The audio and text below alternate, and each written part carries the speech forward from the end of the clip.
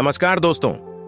अगर न चाहते हुए भी आपके मन में अश्लील विचार आते हैं तो बुद्ध की यह कहानी आपके विचार बदल सकती है। एक बार चंद्रवंशी राजकुमार भरत को बुद्ध के मार्गदर्शन में भिक्षु के रूप में नियुक्त किया गया था। बुद्ध अपने भिक्षुओं को उपदेश देने के साथ साथ उन्हें भिक्षाटन के पास भेज देते थे, जहां से उन्हें भिक्षा मिलती थी। महात्मा बुद्ध ने भरत को भिक्षा लेने के लिए एक भिक्षुणी के घर भेजा। भरत रास्ते में चलते चलते सोच रहे थे कि आज उन्हें भोजन में क्या मिलेगा। महल में हमेशा खाने के लिए स्वादिष्ट भोजन बहुतायत में रहता था, लेकिन आज हमें जो कुछ भी मिलता है उसी से काम चलाना पड़ता है। भरत भिक्षुणी के घर गए और भिक्षा मांगी। भिक्षुणी भरत को बैठने के लिए कहती है।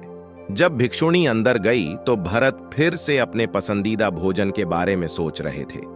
भिक्षुणी भोजन लेकर आई तो भरत आश्चर्यचकित रह गए। अपना पसंदीदा भोजन देखकर भरत प्रसन्न हो गए।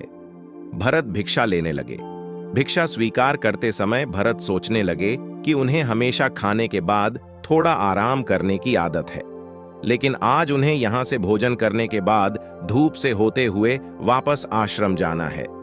भोजन समाप्त होने के बाद भिक्षुणी ने भरत से कुछ देर आराम करने का अनुरोध किया। भरत फिर प्रसन्न हो गए।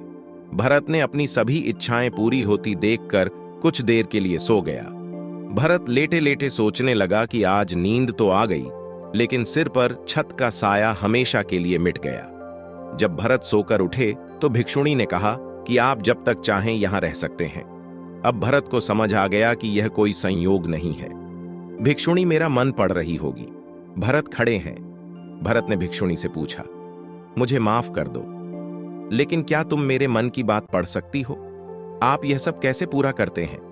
भिक्षुणी ने कहा, शुरुआत में मेरे लिए यह मुश्किल था, लेकिन मैंने अपने विचारों का अवलोकन करना शुरू किया।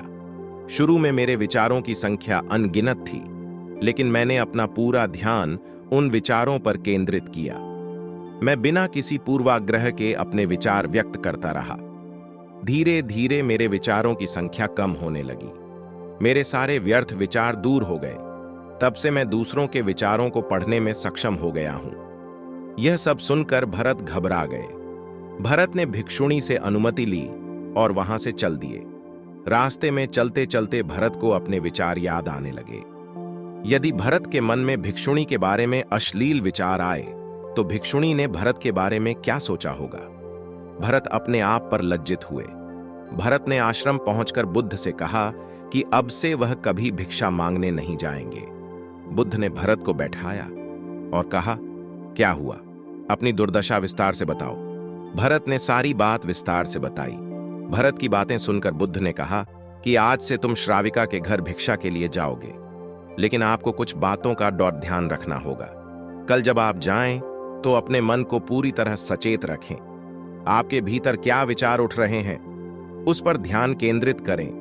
आपके भीतर क्या इच्छाएं उठ रही हैं, इस पर चेतना और जागरूकता के साथ ध्यान करें। यह सब ध्यान में रखकर जाएं और फिर मुझसे चर्चा करें। अगले दिन भरत बुद्ध के निर्देशानुसार अपनी इंद्रियों को जागृत रखते हुए पूरे मार्ग पर चल रहे थे। साधु आज पूरी तरह जाग रहा था। जैसे जैसे भिक्षुणी का घर नजदीक आ रहा था, भरत की घबराहट बढ़ती जा रही थी। भरत ने अपनी घबराहट एक तरफ रख दी और बुद्ध के विचारों पर ध्यान केंद्रित किया। जब भरत भिक्षुणी के घर पहुंचे तो उनके मन में केवल सन्नाटा था, जिसके भीतर कोई वासना, कोई इच्छा, कुछ अच्छा पाने की इच्छा नहीं थी। भिक्षु भरत ने भिक्षा ली, उसे स्वीकार किया और वहां से वापस चले गए। आज भरत सड़क पर नाचते हुए निकले। आज उसे जो आनंद आया वह अद्भुत था। इस आनंद का अनुभव उसे पहले कभी नहीं हुआ था। भरत ने आश्रम में जाकर बुद्ध को प्रणाम किया। धन्यवाद।